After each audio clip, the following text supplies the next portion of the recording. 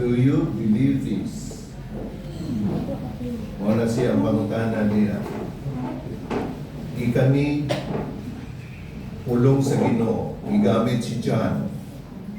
Kaya nagsulti niya ni. So death is not a tragedy, but is a passport to glory.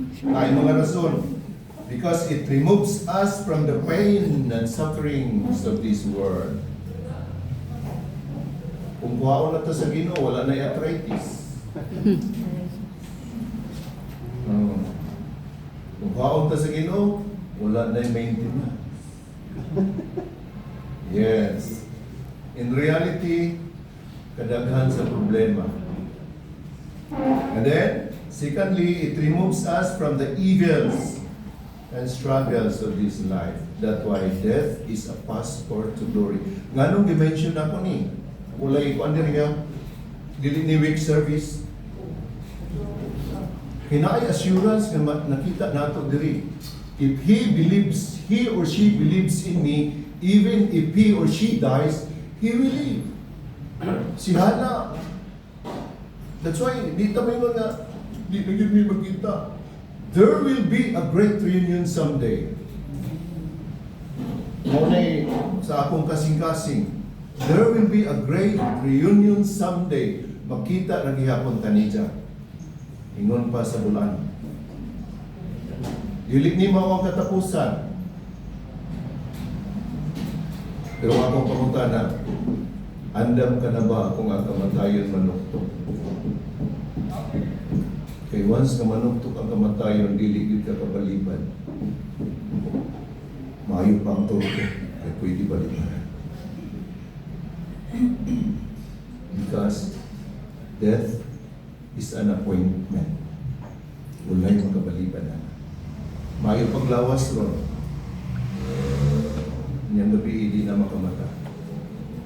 So mo ang realidad sa kinabuhi. There is so much chaos and uncertainty around us right now. That's a bad news. Pero daghan lipay nga for the first time sa history na ang dollar, nag-celebrate sila kay senior citizen na ang dollar. Niabot yun siya 60. Senior citizen na ang dollar. $1. Pila gani? 60 point? Or 9 point something. So we have daghan yun nga mga butang dili nato kontrolado. That is bad news. But the good news is, but the good news is God still on His throne. Amen? And then, not only He's in throne, He is in control and still has a plan. A wonderful plan for you and for me. Wala na nausap. Ang ekonomiya nausap. Pero ang plano sa Ginoo para sa imong kinabuhi, para sa akong kinabuhi, wala yun siya nausap. Dili siya mausap ng Ginoo. That's why ang atong kanta, God is good. His goodness. Ingon pa ni Lamentation, His faithfulness, they are new every morning. Unang faithfulness sa Ginoo, dili nato na siya kalimtan, kay maayo gyud siya nga Ginoo. So, unsay atong buhaton karon samtang naa pa kanining kalibutan. We need to preach the gospel.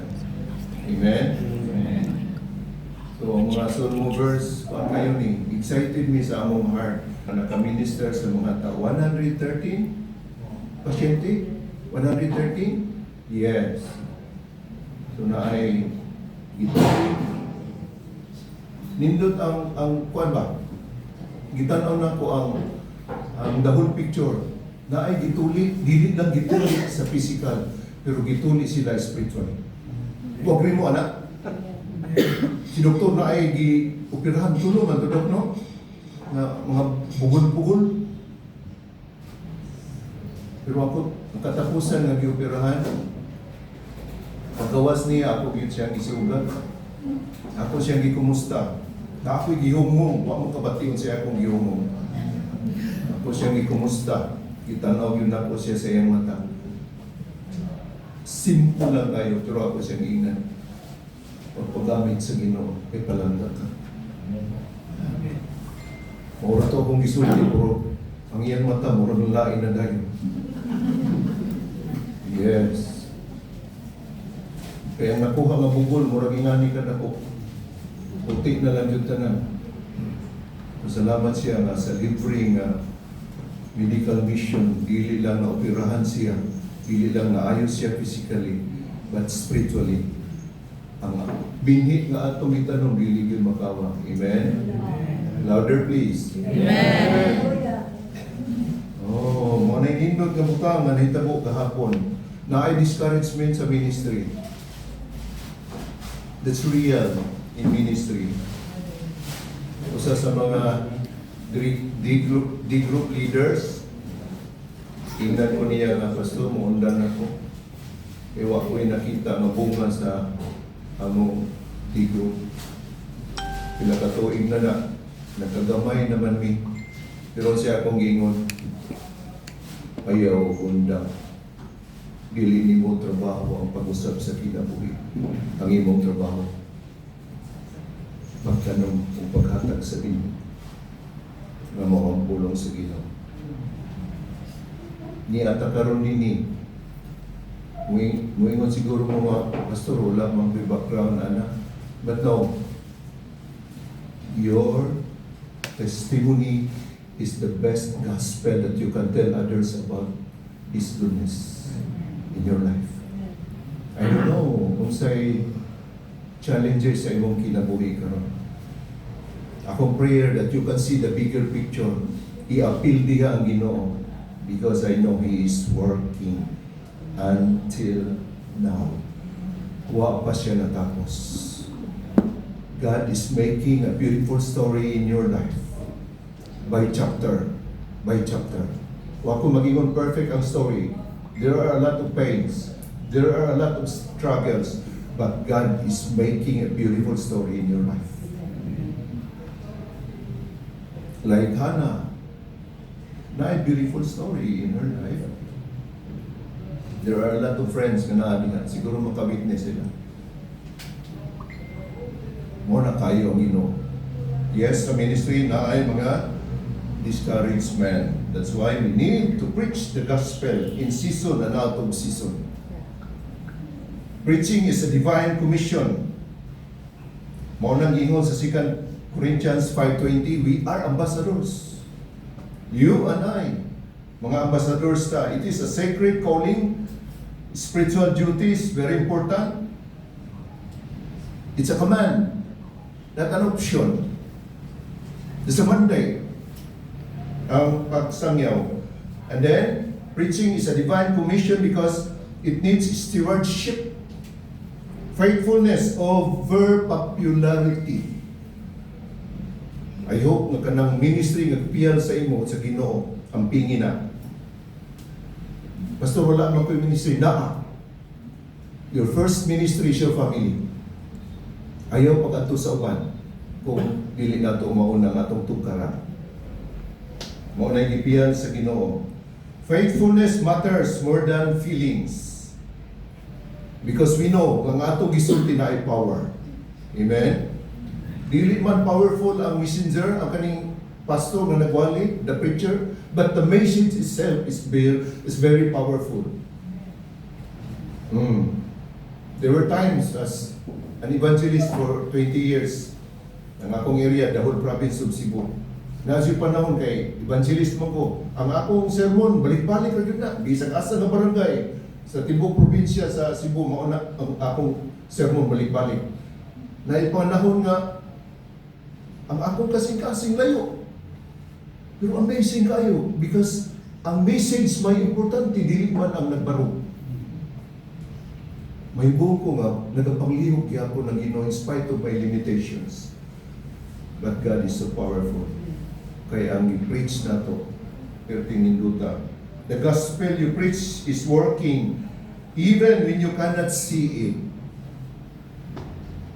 God doesn't write incomplete stories. Karon,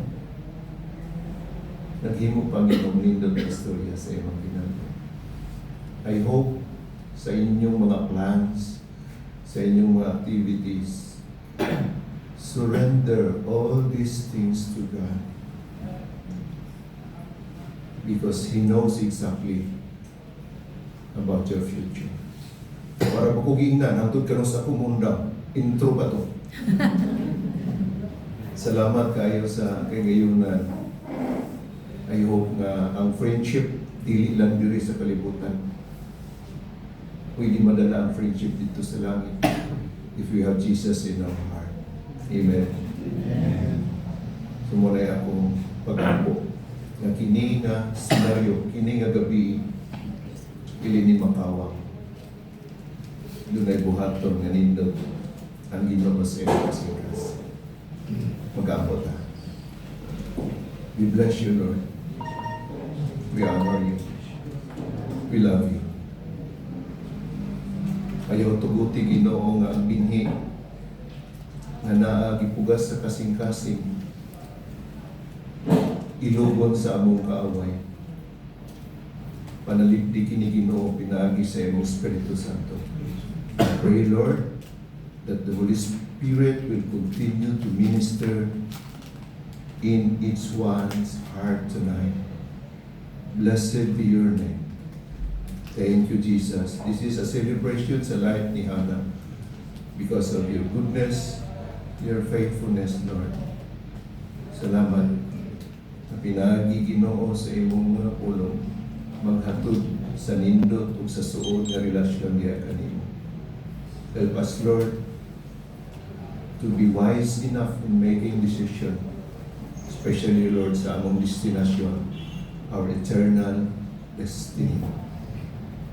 We love you. Among gibalik ang imaya ang dumog kanimo Ginoo. Ikaw na ang mamuhat sa matag usa sa among kinabuhi. Dalayon ka. Kini ang akong pag-ampo. Ilagi sa ngalan ni Jesus. Amen. Amen. Mayong gabi.